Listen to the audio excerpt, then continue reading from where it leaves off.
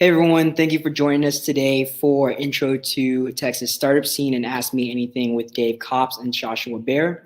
Before we get started, please hit the like and subscribe button and send all your questions to us in the live chat. As you guys know that Joshua Baer is Capital Factory's founders and CEO. What y'all might not know is that Josh has been a serial entrepreneur leading back to his college days at Carnegie Mellon University. Not only has Josh been a part of the startup ecosystem in Texas since 2009, he's currently a professor at UT Austin teaching entrepreneurship. So you could say he's an expert at plugging into the Texas startup scene. All that is to say is that Josh wants to help people quit their job to become entrepreneurs.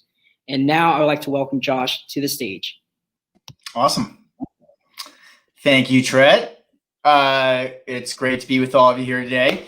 I'm going to give a quick intro to what's going on in the Texas startup scene and kind of map of it. And then I'm going to bring on my good friend Dave Copps from Worlds.io, his latest company, who's one of the companies we invested in, one of our mentors, an angel investor. He checks all the boxes. Got a great haircut.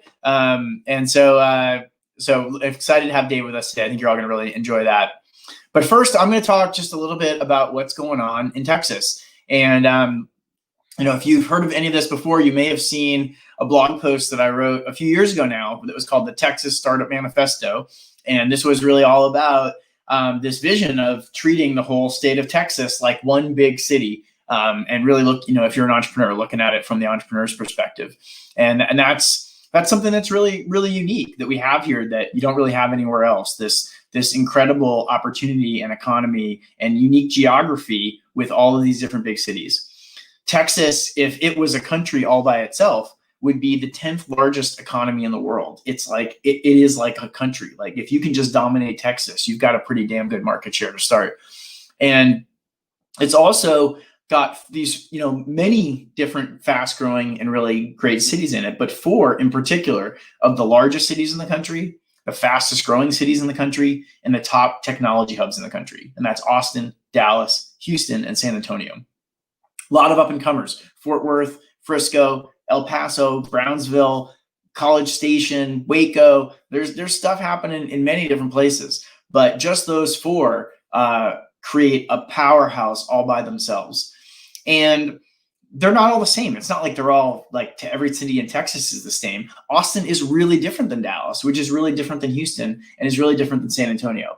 And so they all bring different things to the table that together create kind of like a Voltron effect, become even more powerful.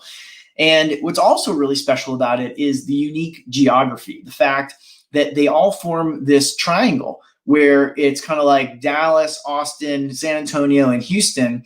And it's only at max, it's about 4 hours between them. Often it's only 2 or 3. And so you can get from any one city to any other city just for the day to go have some meetings, which means you can really treat it all like one big city. And this was all before COVID. Now that COVID's hit, as they say, the world is flat. Texas has got even smaller and even flatter. Now, it doesn't really matter what city you're in. You could be in Dallas, you could be in Houston, you could be in, Amarillo. And your access to capital, to talent, to customers, to growing your business is actually exactly the same because everyone's doing it virtually. And so that's even stronger. But the fact that you can physically get together has been something that's very powerful and will continue to be, is really unique. And that's only getting easier. It's only getting easier because of more and more transportation options like Hitch ride sharing, being able to catch a ride share between the cities, or Von Lane buses taking you between them, or the Texas Central high-speed train that'll soon be able to take you from Dallas to Houston in something like an hour and a half in a really short period of time. So lots of options for getting around the state that just make it easier and easier. And this is the state to be. This concept of the rise of the rest is not that new. Steve Case coined it and has been talking about it for quite a while. A lot of other people are behind it. And the idea is that it's only going to get easier and easier to build startups outside of Silicon Valley. Silicon Valley is not a bad place to do it. It's still a great place to do it. But the trend is it's only going to get easier to do it everywhere else. And there are a lot of things driving that trend. Opportunity zones help drive that trend. Just the talent, people moving are driving that trend because you got to go where the people want to be. But COVID-19 is accelerated that trend even more, just like it's accelerated everything else. And that means that now even more people are moving. Now even more people are open to having employees that work from anywhere. Even more investors are open to investing in alternate places and meeting people and networking over Zoom and other over remote technologies. And so all that's only going to make it easier and easier for companies here in Texas and everywhere else. And so that's the thing. If you could be anywhere, where are you going to be? And I saw this social media post that was it was a map, and it showed all the different places people are moving. And it was like, okay, people from Boston are moving here, here, and here. And people from San Francisco are moving here, here, and here. And then they were tracking all of it. And the first arrow from every city was to Texas, usually to Austin. So it's like, yeah, people can move everywhere, but they don't all move everywhere. They actually still move to certain places. And there's going to be big winners in all of this disruption and all of this moving. And there's going to be big winners geographically. There's going to be big winners in technology. And Austin and Texas are going to be big winners in geography, as everybody who can move anywhere they want chooses to come move to Texas. And we're seeing that happening right now. And I think we're going to see that only continue. So, COVID accelerating that too. So Dallas, let's talk about Dallas. Dallas has really come into its own as a startup city over the past few years. A lot of people have put a lot of effort into making that happen. But it's Dallas itself. It's one of the largest cities in the country. Last I checked, it was 9th largest. Has great university systems with SMU, UT Dallas, UNT, University of North Texas, UT Southwestern. So great universities there. It's got specialties that are different than the other cities, specialties in travel and retail, sports and entertainment, finance, things that maybe the other cities aren't quite as good at or don't have the expertise or industrial base for. And Dallas is really the financial center of Texas. It's where all the where the family offices are based, where the most billionaires live. And it's where all the Fortune 500 companies who aren't energy companies, I think Exxon might be the one energy company up there, but most of the energy companies in Houston, if you aren't an energy company, your headquarters is probably in Dallas. We're talking about AT&T and Toyota and Texas Instruments and American Airlines and Southwest and lots of other big companies that are based in Dallas. And Texas as a whole has more Fortune 500 companies based here than any other state than New York State. So lots of Fortune 500 companies here, most of them in Dallas and in Houston. And lots of great partners in Dallas, like the Dallas Entrepreneur Center, RevTech, Tech Wildcatters, the Venture Dallas. There's more and more interesting organizations, venture capital firms, and funds, family offices that we work with up in Dallas. Houston doesn't feel like Dallas. Really different. Houston's got big, messy industrial problems. It's the 4th largest city in the country. It's huge and sprawling. It's really 5 different cities, kind of like Dallas, and that is one thing they have in common. Dallas is spread out too. But Houston, it's one of the most diverse cities in the country. It's over 25% international. Also with great universities like Rice and the University of Houston, the Texas Medical Center, which is the world's largest medical complex. So a great place to connect with medical providers and bring new medical solutions to market. And obviously a huge energy center with Fortune 500 companies based there that are in almost every different energy company. And then NASA's there, space, right? These are other obviously huge, exciting place for innovation and lots of things happening and lots of funding of new innovative research. And great partners in Houston like the Canon, the Ion, the Houston Angel Network, Houston Exponential, Station Houston, TMCX, Alice. There's a lot going on in Houston. And Houston has really organized as a city over the past few years to really get their act together and be serious about attracting world-class entrepreneurs and investors. And it's working. You see it happening, and that's been really great to watch and to hopefully be a little bit be a part of. They just launched a new program there called the HTX Tech List, which is a directory, a site showing all the different startups and funds and resources in Houston. So that's something worth checking out and getting listed on. And then San Antonio. seventh largest city in the country. You might not feel it when you're down there. It's kind of like the quiet giant. But UT San Antonio, the home of Rackspace, which has spawned tons of other businesses and companies and technologies. It's military city. It's the largest military base in the country. It's 4 military bases there that combined create this incredible presence. It's the cybersecurity center for the U.S. Air Force, so cyber commands there, and also great partners there like Geekdom and Scaleworks, and lots of people like Graham Weston doing great things to support the community there. And then finally, there's Austin, which is the talent magnet of Texas. It's the 11th largest city. It's the smallest of those 4, but the fastest growing. And here we have UT Austin, of course, the Dell Medical School, South by Southwest. Big companies here like Apple, whose second largest site is based here, Amazon with a huge presence, Dell, Facebook, Google, Microsoft, Oracle. It's not their headquarters, but they've got big footprints here with lots of people. And it is the headquarters of the Army Futures Command, as well as many other defense or innovation units that are based here in Austin, and all work together to help identify startups that they can work with, that they can drive funding to, and that they can be pilots and first customers for. And Austin tends to be the kind of all around player with whatever's hot in the market, but in particular has a lot of expertise in artificial intelligence and data science, defense, e-commerce, gaming, SaaS, virtual reality, and tons of entrepreneurial support organizations here like Techstars, Mass Challenge, CTAN, the Central Texas Angel Network, and of course Vista Equity, one of the largest private equity firms in the world, is based here as well. So lots going on in Austin.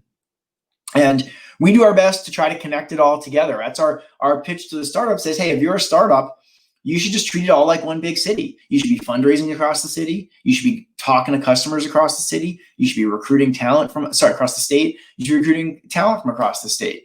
And you should just treat it all like this state, like one big city. And before the manifesto, that really wasn't what people did. People kind of stayed in their silos. They were probably more likely to go to San Francisco than to go to Dallas or to go to Houston from Austin.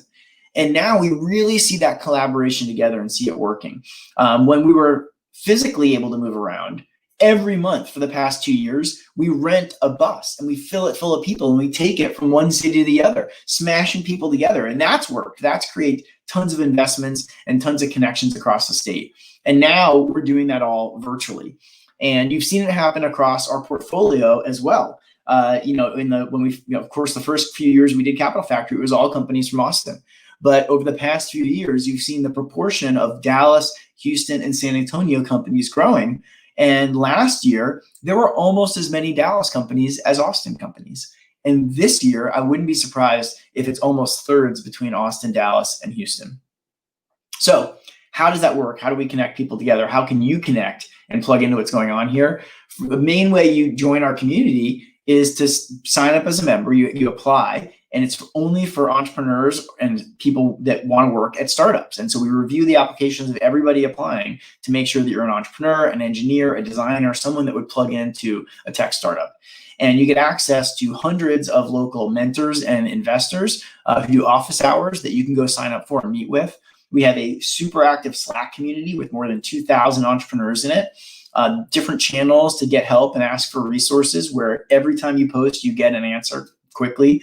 And it's all curated and moderated. We host daily Ask Me Anything sessions in our Slack channel. Dave did one a few weeks back.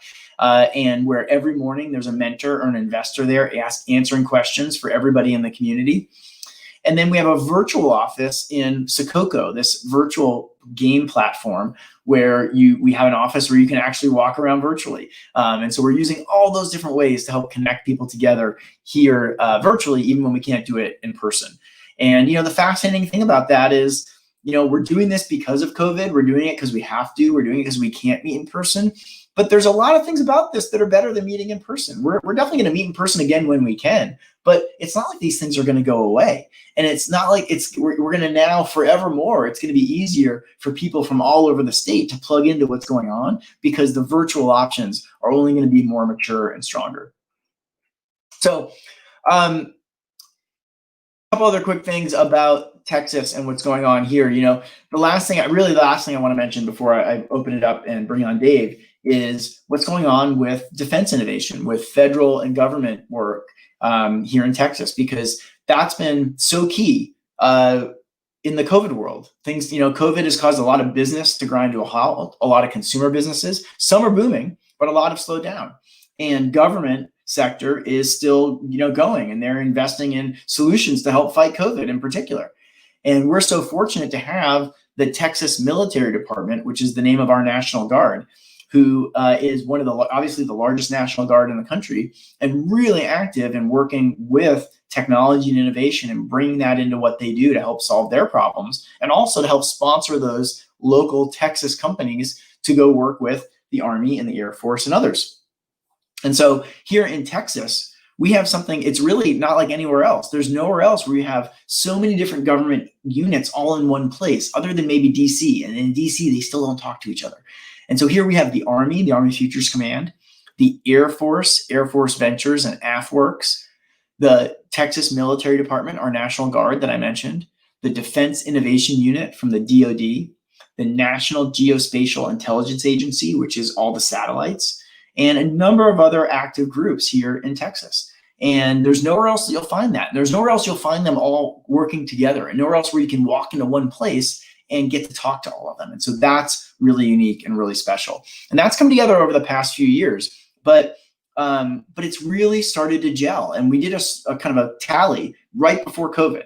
And in the past 12 months before COVID, more than 30 companies in the Capital Factory community that we were tracking across Texas have received more than $60 million in funding through these government programs, all of it non-dilutive, all of it basically like customer revenue that help them drive their business forward, often replacing a round of funding.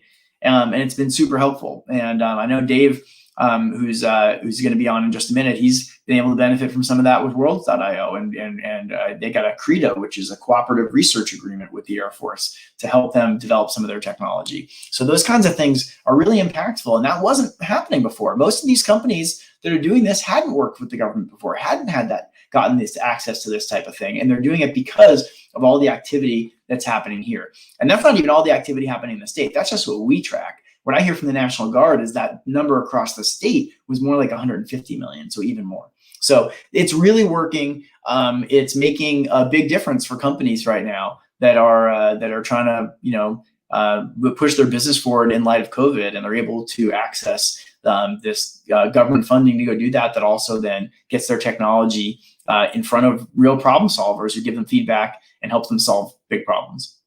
So that's a quick overview of why I'm so excited about what's going on in Texas and some of what we see happening right now and see happening around with COVID.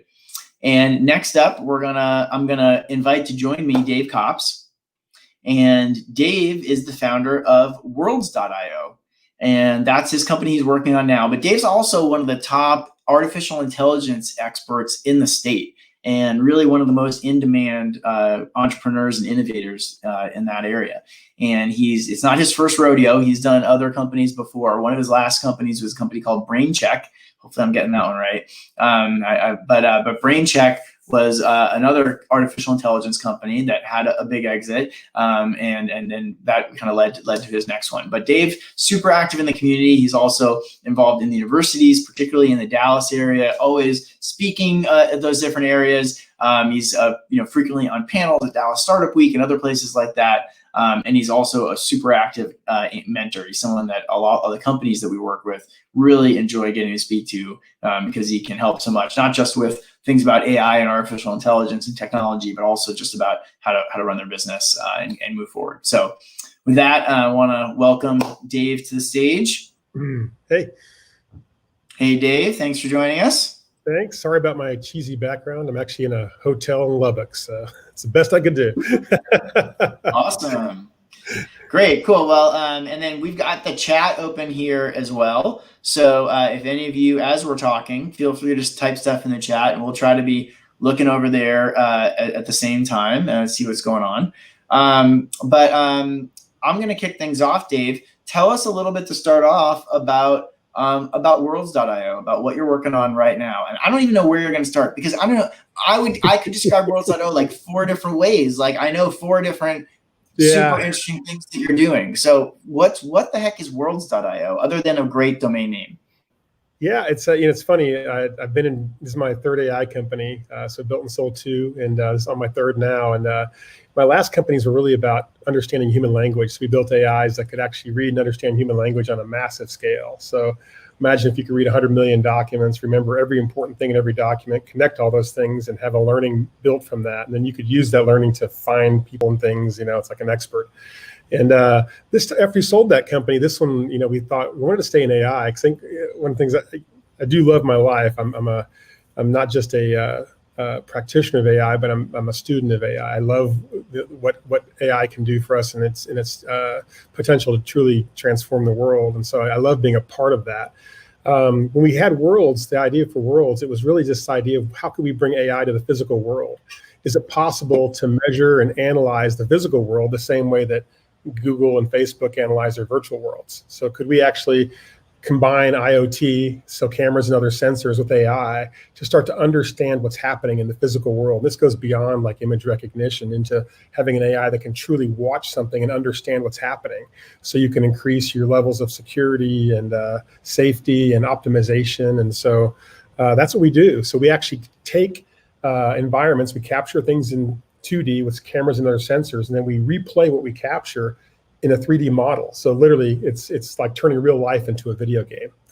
And then from there, we can analyze it and do things that just weren't possible before. It's one of the coolest demos I've ever seen. It's the best thing I could compare it to is the kind of oh, now I'm forgetting. It was the Tom Cruise movie with like the futuristic kind of like displays and seeing images of things happening in some other place and flying through virtual reality spaces and pretty amazing stuff. We actually created a model capital factory in Austin, and I want to show it to you. It gets better and better, but you can literally fly outside Capital Factory like you're in a drone, and you can see through the walls and see the people inside moving around. Luckily, we had some video capture from a few days before COVID hit, but it is interesting. You can fly through the wall. That was going to be a demo for South by Southwest, right? I know. It was. I still haven't seen that. You need to show that to me. I got to check that out. Yes, it was Minority Report. Thank you, Ben, for the shout out in the chat. So yeah, super cool stuff. So what do you use that for? What does this cool fly through tech do? Why would I need that or want that?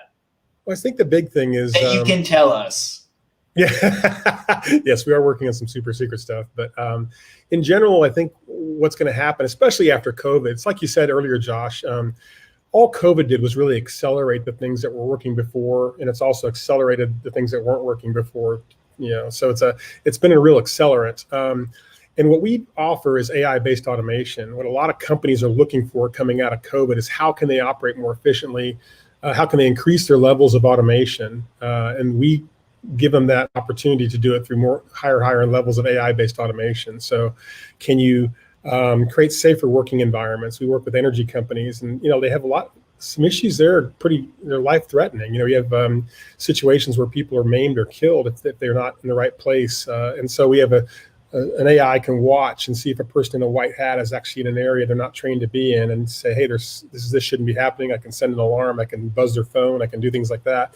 It's almost like these AIs kind of are like virtual employees. Like they can watch for certain things to happen in the world, and then you can take actions on that.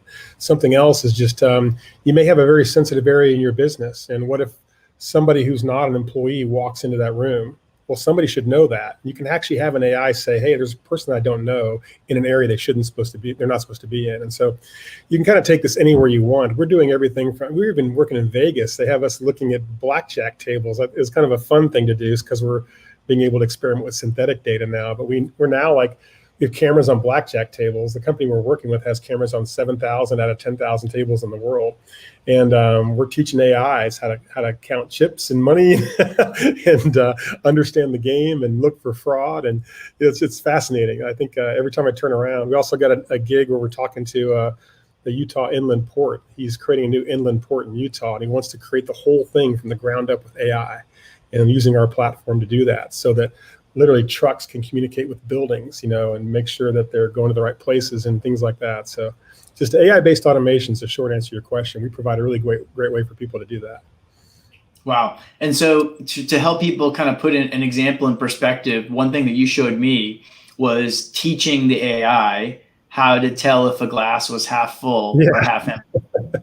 Yeah, and it was a fascinating example, but it showed the power of how this works and how it's not only is it amazing technology, but it's something you're really thinking about in a way that anybody can use it, right? That you don't have to be an AI expert to be able to make it useful to you to solve a problem. So can you explain the half full, half empty example? Yeah, we actually had some interns, and we wanted to prove the point that you can use AI to create like a virtual sensor. And so what we did was we had 5 glasses set up. Some were mostly empty, some were mostly full. And we taught the AI in literally 3 minutes which glasses were full. Which explain, how do you teach the AI? What did you do?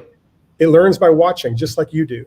So we have video, and all we do is we show it a full glass and say this is full, and show it another glass and say this is full too. And we showed another one that says this is empty, and over very, very quickly, it took about 3 minutes. It figured out, okay, got it, full and empty, And so then we put the 5 glasses in front of you, and then we took an empty one and took a full one and started pouring it into an empty one, and then of course the AI went, oh, this is full now. So It was like it's the idea of teaching an AI state, like is a parking space occupied or unoccupied? Is a chair occupied or unoccupied? Is this glass full or empty? It's funny with one of the guys at who left the toilet seat up? You could do it. Why not? But yeah, so teaching an AI state, you don't have to have a sensor for that. You can just have a camera and teach it the state of objects and have it learn those things without having a physical sensor on a glass or a physical sensor on a toilet seat. Totally. Yeah, it's funny. In another way, it reminds me how a story about Tesla, one of the new generations of the Model S or X or whatever, but then it's I think the same platform. But as they came out with a new version, suddenly the older version had the rain sensing wipers, so that only come on when it's raining. Yeah. And then they came out with a new version of the car, and it didn't have that feature at first. Yeah. And what it turned out that they replaced the water sensor that would actually sense the water with a camera that was just looking at the windshield. And they had to train the camera to be able to tell when it was wet so that then they could put the thing on. But then once they did that, suddenly the feature came back and started working again. Yeah, because in some way, it's like all the sensors are just being replaced with cameras. Exactly right, because a wetness sensor just knows if it's wet or not. If you use a camera, you can actually say how wet is it? Is it raining cats and dogs, or is it drizzling? So you can actually kind of know. Yeah, it's fascinating. Yeah, so super cool. Well, yeah, and then now you've also been working on fighting COVID. Yes. So how does all this video camera training stuff help fight COVID?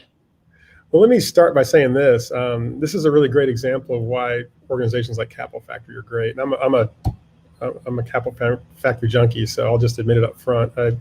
Our company, we were down talking to the energy companies about how to smell a chemical leak. So we're using the sensor to smell chemical leaks. And of course, it was March 9th. I'll never forget the day. It was kind of. And the reason they want to talk to you about that, because that's also an AI problem.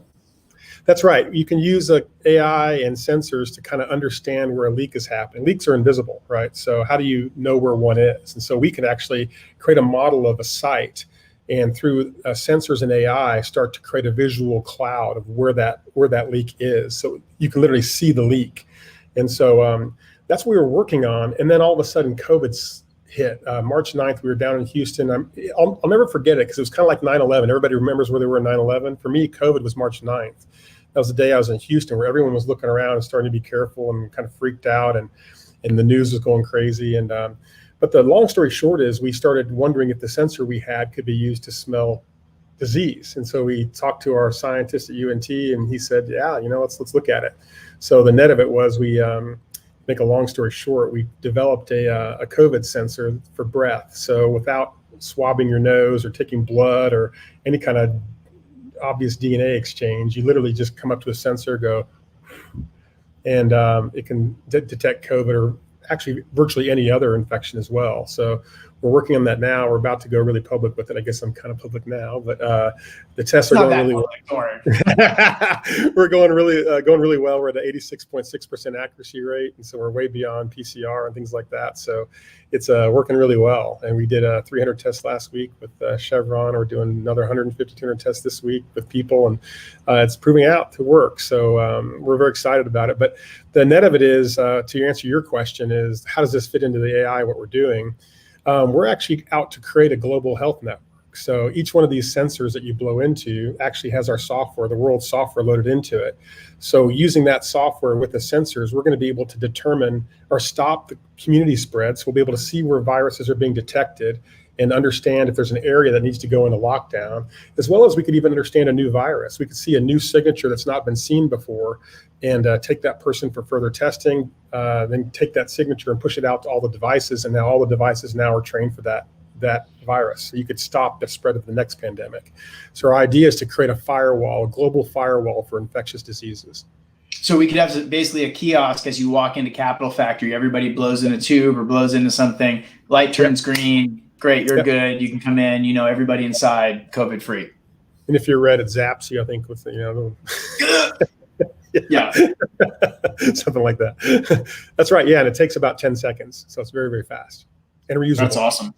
Yeah, super cool. And let me say something, Josh. What I wanted to tell you about that was I called Josh when we were in the middle of this, and I told him what I was working on, and I said I got to get in touch with the Air Force, and literally same day, a couple hours later, bam, I'm talking to the Air Force, and then I did the same thing. Hey, I 2 or 3 times in a row, I felt I was pestering you and other people on your team, but every time I looked for something, I could get the resource. And I think that's one of the things that's really great about this, about Capital Factory and this, the idea of. I've got that handy here, actually. Yeah, Cornyn, John Cornyn. Yeah, we got in touch with him, and he tweeted about us 5 times. And so it's just it is an amazing resource if you're starting a company. Texas, I mean, I'll be honest with you, I've been here for a while, and my earlier companies, we did not have these resources, and so Texas, you always had to look west or east or something like that. And this last round of funding I did was $10 million, and the first $8 million came from Texas. That I couldn't have done that even 5 years ago. So I love having this resource available, and it's a great one for everyone to take advantage of and to understand how to use it, because it's fantastic. Oh, thanks, Dave. Well, you're part of what makes it awesome, though. I'm glad you're here. So I'm going to ask Dave a couple more questions, but please start putting your questions into the chat because we really came here to talk to you. And so if you have questions for Dave or for me, you can type them in there. But I've been really just talking about what Dave's working on. But Dave, let's talk about Texas. Why the hell are you here in Texas? Why aren't you in California or Silicon Valley or Boston or somewhere else? Why are you here?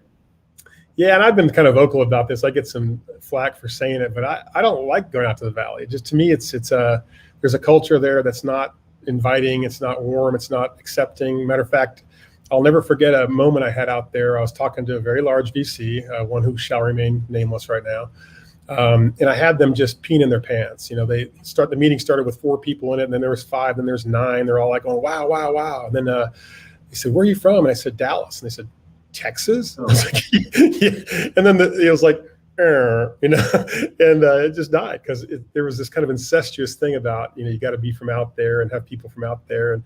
And so I'm just thrilled with what's happening in Texas. And I'm a big champion of the Manifesto. I'd probably push Josh a little bit on getting to lots of new areas. But maybe up to Frisco. That's right. I want this everywhere because I think in Texas, we do things different here, and it's there. We have money, we have people, we have expertise, we have everything we need. And so, like you said earlier, I think the state together, each area kind of the state has its different levels of expertise in different areas, and together we just have an amazing resource. So whether it's money or expertise, you can get it all here. And so I'm a big believer in Texas. I would never grow a company outside of Texas. There's too much here, and I want to be a part of making it, the place to be. How long have you been building companies in Texas? 20 years. How is it different now than it was 5 years ago? Is it any different? Completely. No, it's not even, you can't even put them on the same plateau. They're just so different. I mean, I know I can go out and raise anything I need here. And that is something I could not even consider.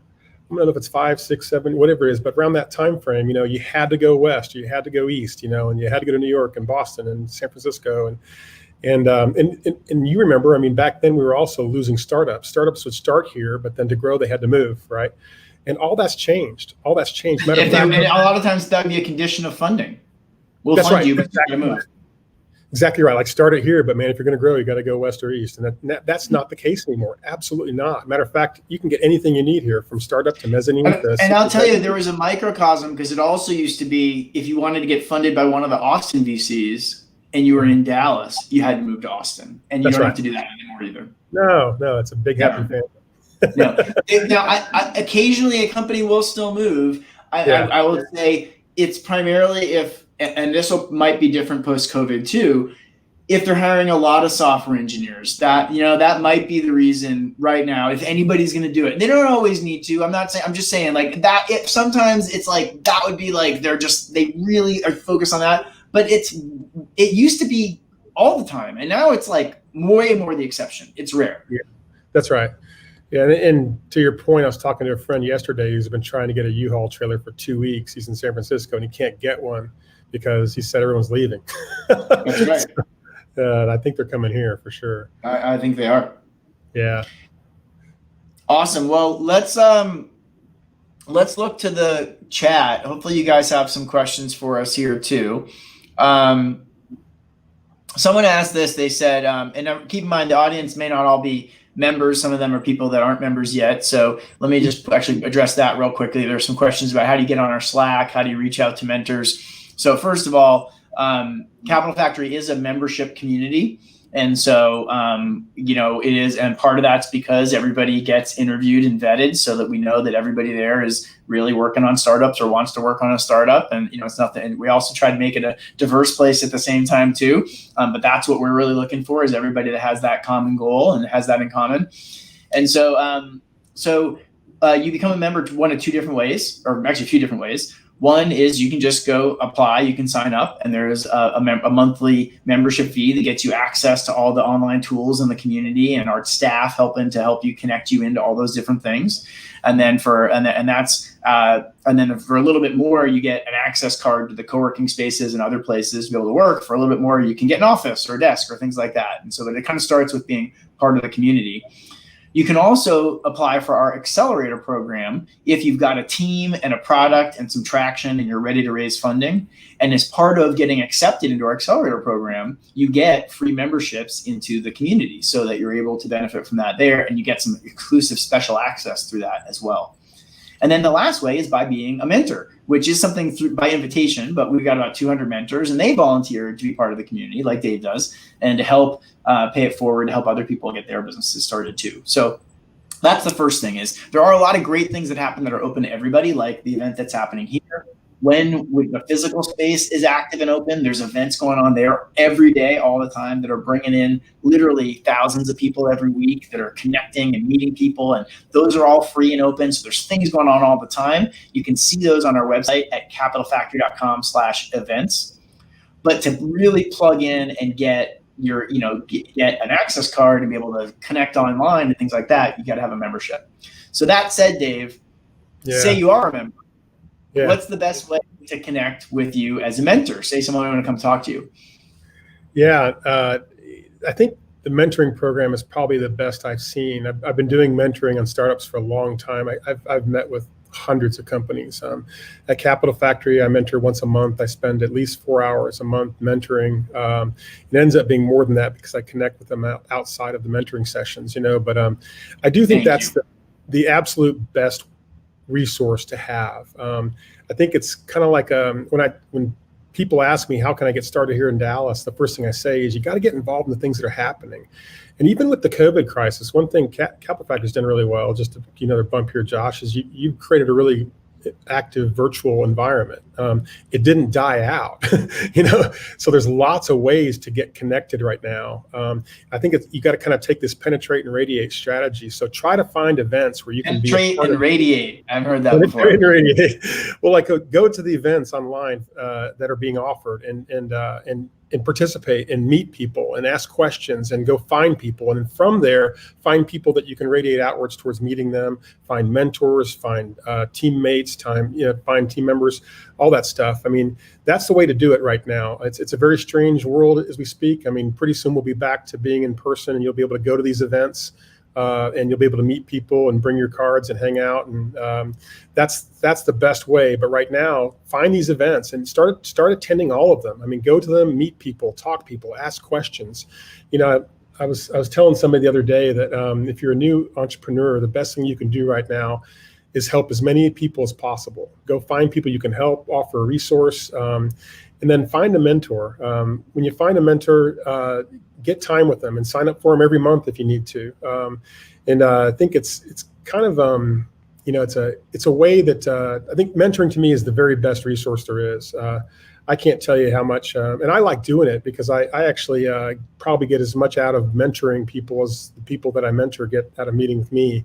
When you do stuff for a while, like I have, you look for that kind of that motivation and that energy, and also just that connectedness to what people are doing and what problems they're solving, and I like to try to just help people not make the critical early mistakes, so don't take too much money early and don't things like that, and how to grow your team and how to structure your stock options so that you don't end up throwing away a lot of equity and things like that you just can't learn unless you talk to someone that's been there and made the mistakes. I've made a lot of mistakes over the years. So.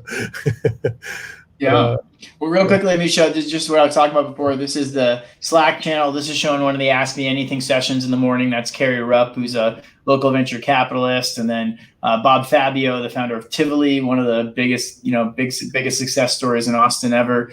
And every morning there's a different mentor or investor in there. Dave's done it.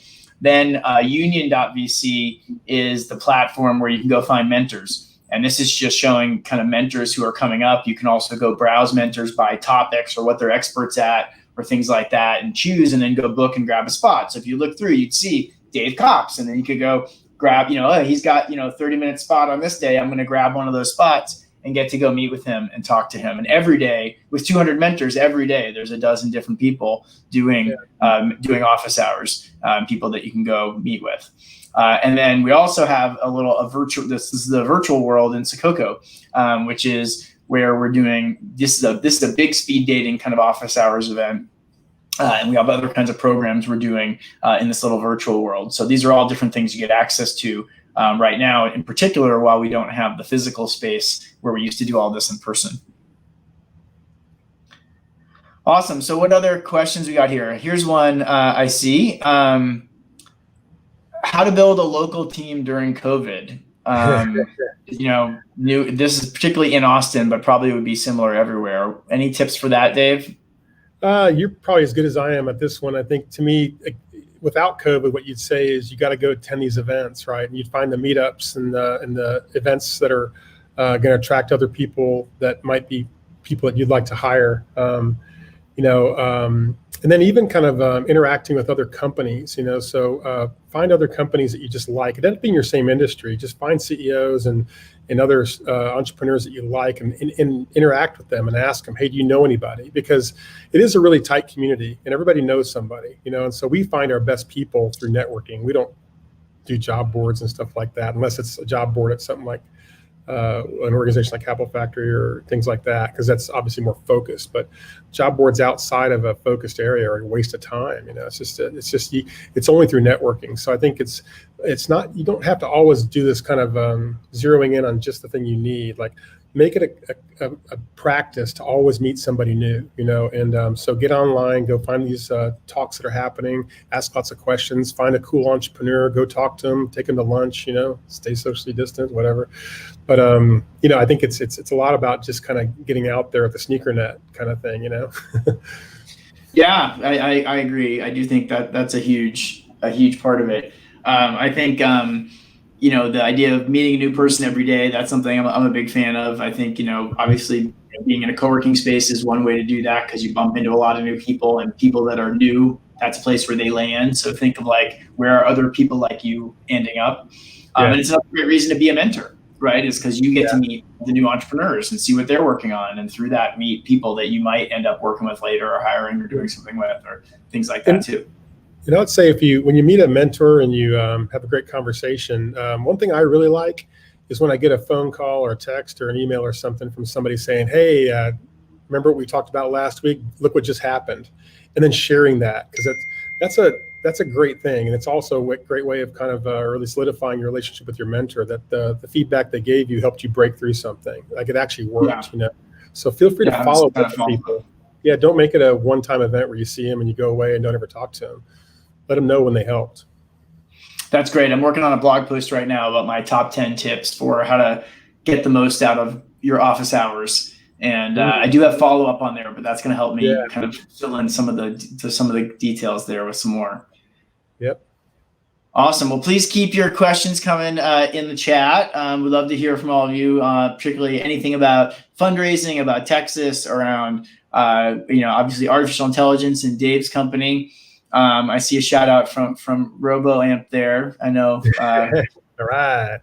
Great Dallas company.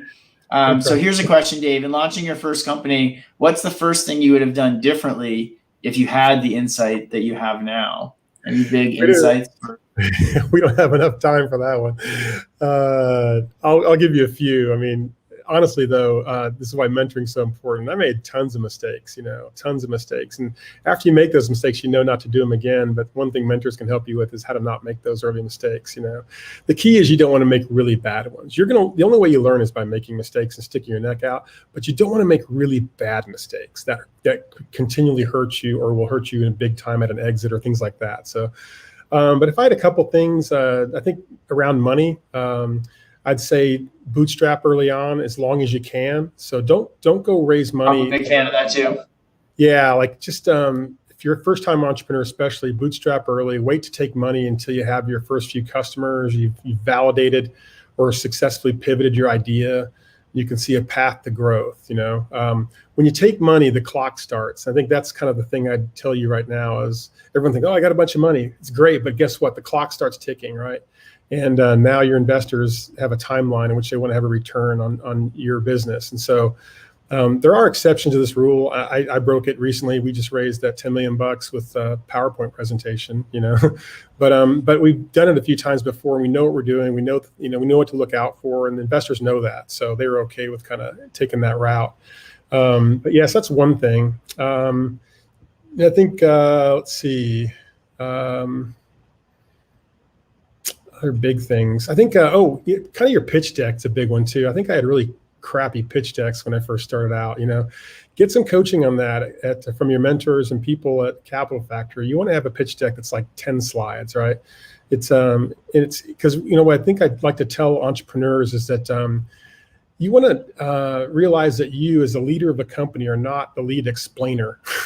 But rather you're the storyteller of your business, right? Who spends less time showing how your product works or your service works and more time on why it's important for customers and what problems it solves and who will benefit from using it. And I think that's a thing I see in almost every deck I'm shown is it's an explainer deck. It's like they try to talk about how. How should be none of your business starting out. You wouldn't be in there if you didn't know how you're doing it. So it's focused on the problem you're solving, why it's crazy beneficial, and who's going to benefit from that. And then the last thing I'll say is this is kind of an interesting way to think about it. Try to create your company as a market of one. And what I mean by that is don't go create something that has lots of competitors. Build your technology in a way that differentiates it from everything else in the market. When we built Worlds, there's crazy amounts of computer vision companies out there. But we came up with this idea of using computer vision as a simple component, but then to create these 3D models so instead of having those camera views with 20 camera views on it with computer, looking for things that happen, we created this model. And the guy at the inland port I was telling you about, he called us one day and said, you know what, I've seen dozens of companies and you're the only people doing it like this. And I totally get it. I see why it's important. Now I can measure this and do that. And so you want to create a market of one. Look at your company and how can you create it in such a way that it's unique, even against the landscape of your competitors. And think about that. And not just unique for the sake of unique, like truly, how could you make the service or the product better, than everything else that's out there?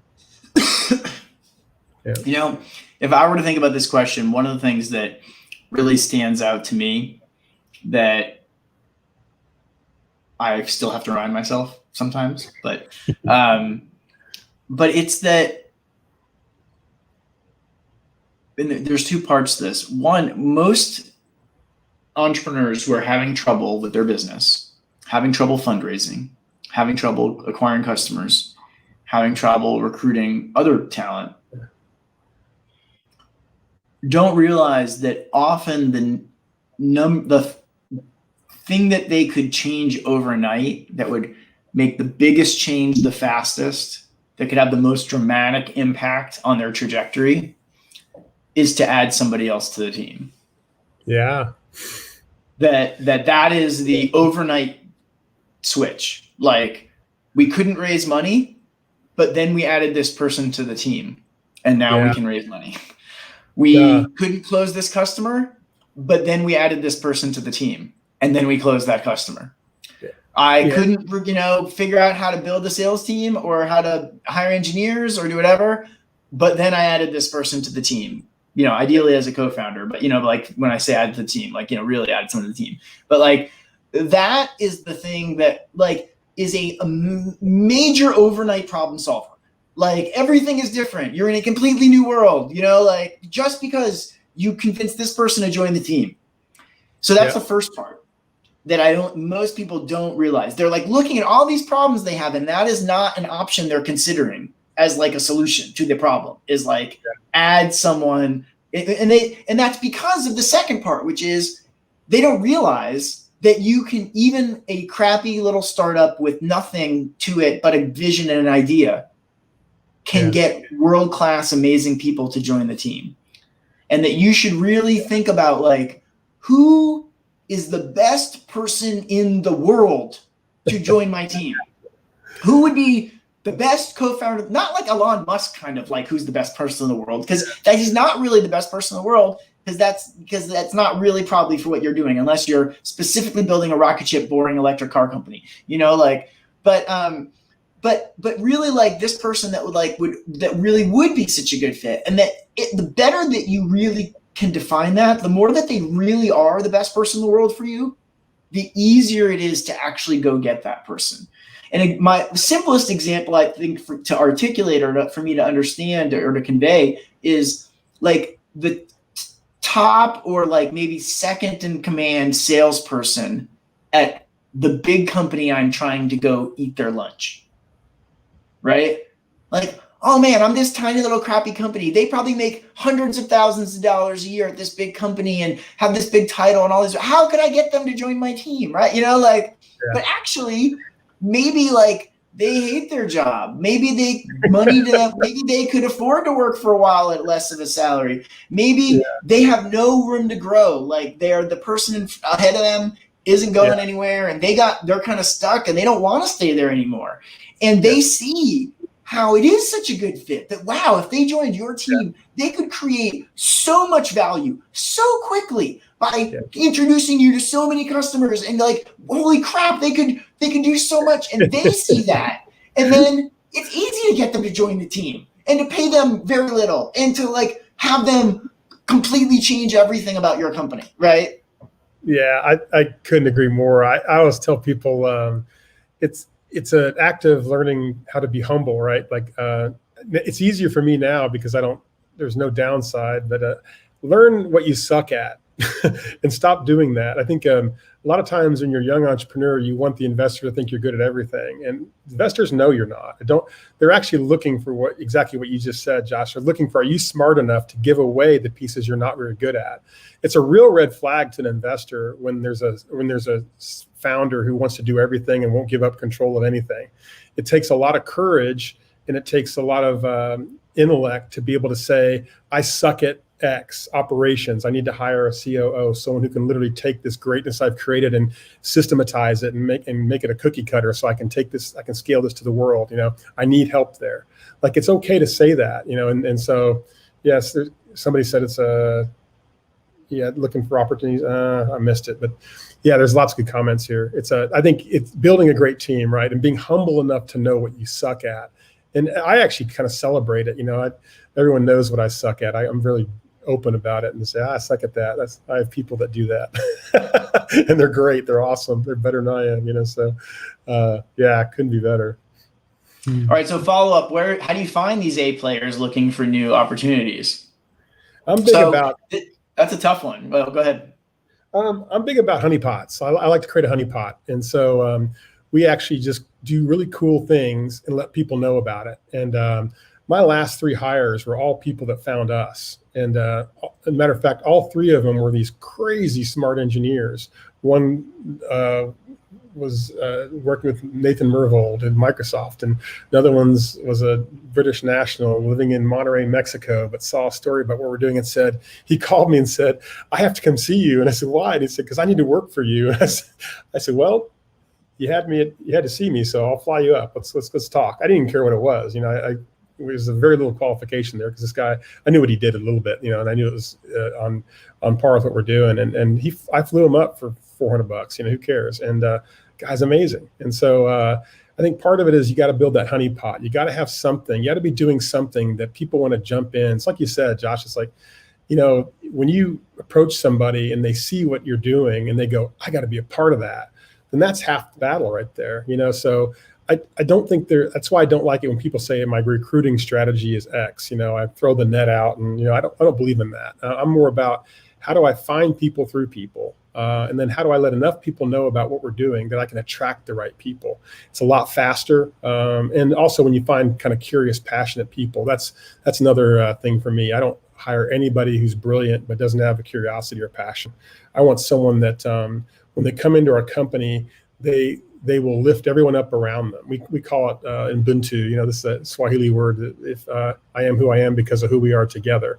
That's the culture we build. And so it basically has an internal mechanism that spits out divas. So if you're a diva and you want to come in and kind of step over people and stuff like that, you won't work here. And I don't care how smart you are, you can't work here. I don't want you. I'd rather have 5 people or 2 people or even 1 person that's not as smart as you, but is curious and passionate, has a desire to help other people. And so I think a big part of it's culture too. Like, you want to build a culture that spits out the people that don't fit. Like, you shouldn't have to say you're fired. They should just kind of go, wow, I'm not working here. It's just not working, because they step into something, it's not working. So, I followed a really similar strategy. I have never paid a recruiter a recruiting fee in my life. Yeah. I haven't ever. I've hired a lot of people, but I've never paid a recruiting fee. Now, I'm always working at small companies. And I'm generally, recruiting through my network. So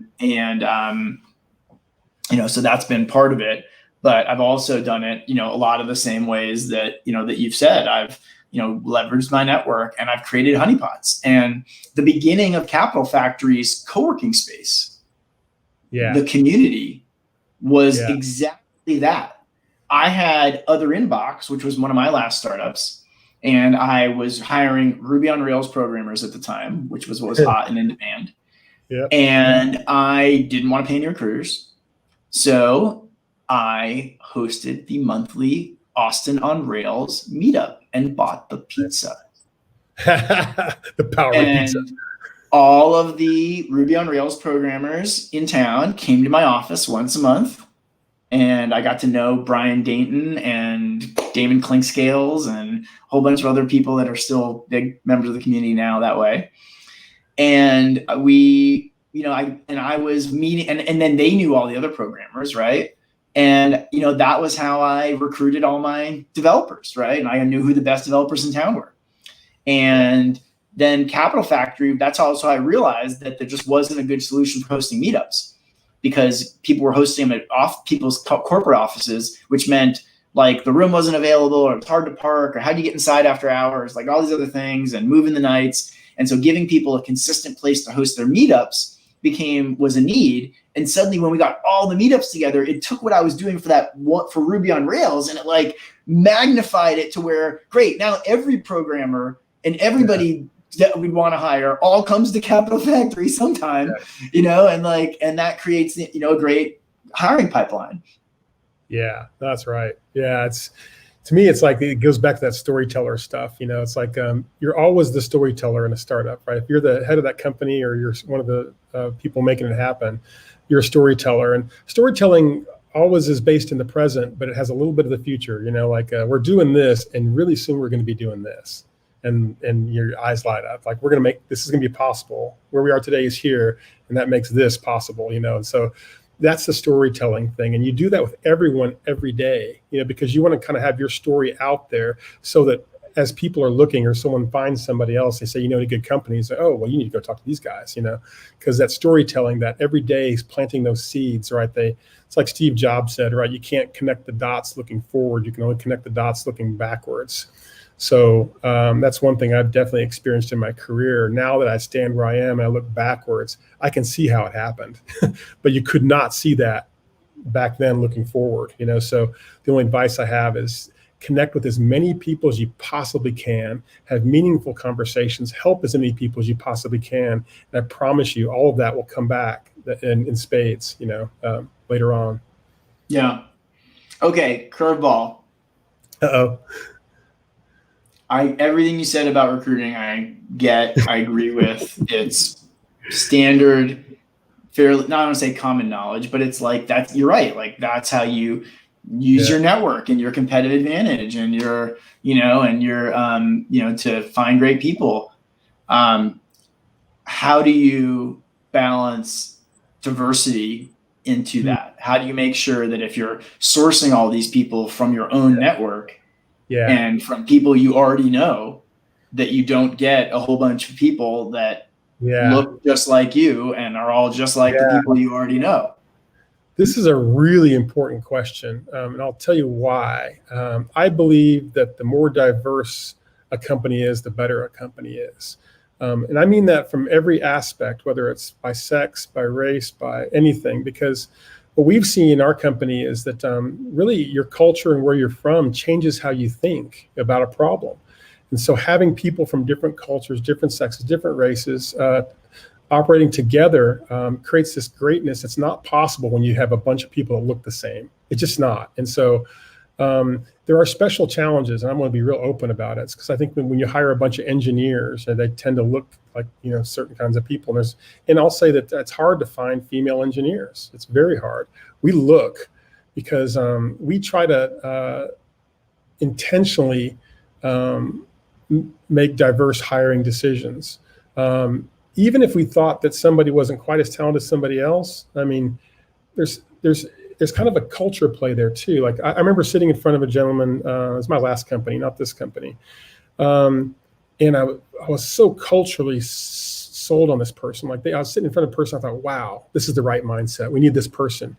He was not as talented as other people as I was interviewing, but I chose him, and man, what a difference. Ended up being one of our rock stars. So you can't, I was talking to one of the heads of a university, and I think this is really relevant.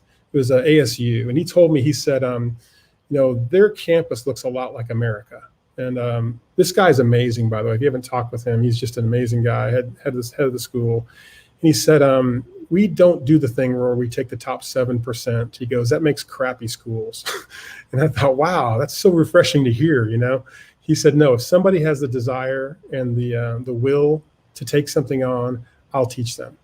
And what a refreshing attitude that is. Like, maybe it's not the top 7% attitude, right? Let's stop doing that. It makes crappy companies, right? It makes crappy companies. Let's start thinking about culture and how diversity can create a special alignment inside of a company that's not possible without that diversity. I'm a big, big, big believer in that, and we think it all the time. And I'm going to say it's hard sometimes. So how do you do it? What do you do? How do you, like, what's something you can do to, how do you try to? Some of the things we do is to try to increase the pipeline. Like, when we hire somebody, we ask them, who's the best person you work with at your company? Like, who are the best people, the best 3 people you worked with, And so we increased kind of the pipeline there, and then we also looked for people. There's a woman we're looking at right now who's we found just kind of watching her, what she's doing online and things like that, and wow, she's amazing, and we're going to go after her. And so I think you got to be intentional about it, but you have to be intentional about it because it's not something. It's like you said, Josh. If you don't pay attention, you'll be sitting there with a company that looks the same and thinks the same, and that's not what you want. And to me, it goes beyond kind of the. It's not. I say this, and I maybe get some shit for it. It's not about the color of the skin. It doesn't matter. It really doesn't. I try to raise my kids that way. That you don't. We are all, we all have. We're built from the same stuff, and it's sad that we create a culture that treats people differently. Like there's greatness in every single person. There's greatness in everyone. And it's our job to kind of to surface that greatness, and so to give people a chance that may not have been given a chance. And you got to just do those things and see what happens. But I think the short answer to your question is you got to increase the pipeline. You got to be intentional, go out and look for people and then ask for people, and you'll get there. But and then when you get people in too, like it's really being a champion, for everyone, letting everyone know in your company that it does not matter who you are. Everyone in this company has the same opportunity to grow and to accomplish things. Everybody. There's no barriers that are related to race or creed or color, and that doesn't exist in our company. I can go off on. Great, I agree. I agree with all that. I brought up something as an example here. This is diversitypledge.org, and this is something that Capital Factory signed up for. It's a technique that we've found to be helpful, and basically called the Walker Rule. But basically, and it suggests that just one of the first steps is just make sure that when you get down to final candidates, that you're always considering diverse candidates, that you're always having those in the mix. And then some other commitments around equal pay, raising awareness around unconscious bias, some other things like that help to just get everybody on the same page and communicating about it. There's a question down there. How did you define the rock stars? I actually kind of got an opinion on that. I don't think rock stars are found. I think they're grown, and so we try to create an environment that is conducive to people becoming rock stars. And when we see someone that's demonstrating a capability or something, we put everything we can underneath them and help them grow. And I've taken people to lunch, and there's one guy I took to lunch, and I said, "Man, can I just tell you something? You have potential to do incredible things, but you're kind of holding yourself back. And I'm going to create an environment where you can do anything you want, but you've got to want to do it, And by the way, there's no right or wrong here. I just wanted to say that, and I'll approach people like that. I truly believe there's greatness in every person, and you just have to kind of find what that is, and sometimes it takes just a lot of conversation and trying different things. We've had people that didn't work in a job. Did we fire them? No, we tried them in something else and tried them in something else. I found my very best trainer at Brainspace by doing that. He was in customer support. We ended up kind of getting him into training, and he just took Brainspace, not Brain Check. Sorry, wrong one. Yeah. But so it's just if you find someone that's great, look for a place for them. Sometimes we'll hire someone before we need him. I made a hire just 2 months ago. I don't need the guy right now, but he was available now, and I know I'm going to need him later, and so I hired him now. And he's finding a way to stay busy till we get there, because there's a lot to do. So invest in the person, not in the job.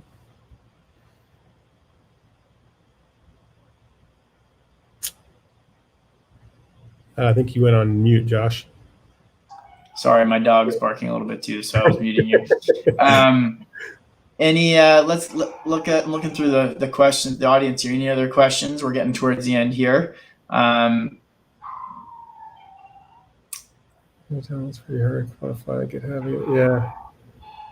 Yeah, the engineering talent. It is hard. One of the things that we're doing, it's hard to find good engineering talent. One thing we're doing is we do hire some people that we think are going to be future rock stars, the people with a lot of experience, and then we're taking people out of schools and people with very little experience and coupling them with our we call them our internal mentoring, right? So we'll literally go up to one of our more experienced persons and say, can you take on this person? We think there's greatness there, but you need some help, And so that's one of the ways we're doing it, is trying to grow that talent inside, So by partnering them with people who have the experience, we don't always have to find the person that fits exactly. We can grow a person into that role if they want to grow in that way. Let's see. Awesome. Yeah. Well, it looks like we're out of questions. I don't know if you see anything else there, but good. I'm out of work. Wait, you got another one? Oh, one more. Have you noticed any trends recently as a result of the disruption with COVID? What are people? I think there's definitely some there. Thoughts on that, Dave? Yeah. And I think you and I talked about this on my AMA once, is that when this thing started happening, my advice to entrepreneurs was business as usual, waiting it out is not the right attitude. COVID is one of those things that's like 9/11 moment, maybe even bigger, that it changes everything, and you have to pay attention to that. So you've got to pay attention to that. And there is a disruption. I do think the thing that we're noticing from COVID is there's an acceleration happening now. The things that weren't working before really aren't working now, and the things that were kind of working are being accelerated right now. And so you got to kind of ask yourself, as an entrepreneur, who am I being such that this COVID crisis is not going to kill my business? Am I making new partnerships? Am I pivoting my product or service? Am I, increasing, the breadth of my scope? How am I different because of this? Everybody has to ask that question. This is one of those things you can't not pay attention to. It will change your life. It will change your business. It'll change everything. And we're not seeing the end of it. This is going to be something that pokes into next year, deep into next year. So if you're not already making those changes, and for money, I just think it becomes more important to make sure you're talking to people that care about what you're doing. I'm telling people that sometimes now strategic investment in a time like this is really important. So is there a company that you could talk to that would have a vested interest in you being successful? I was talking with one of my person I met through Capital Factory, Craig.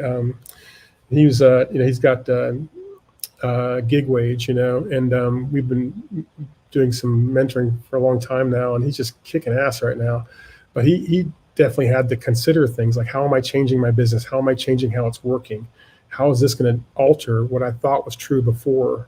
Is there a new truth now? And so you've got to really ask those questions and just be smart about it. Be light on your feet and just make things happen that maybe you didn't expect you'd have to make things happen, right? It could be a new product, it could be anything, be open to that. Well, that's great advice. Thanks so much for joining us today, Dave. For all of you, I hope you saw Alex mention that the summer job fair is coming up. So go ahead and sign up for that if you want to work at a startup, or I think there might still be a few tables open if you're hiring to be part of it. And if you want to see anything more about all the different events coming up at Capital Factory, like I said before, go to capitalfactory.com/events. Thanks, Josh. Thanks, everybody. Appreciate your time today. Awesome. Thanks, Dave. Bye, everybody. All right. Thanks, Chet.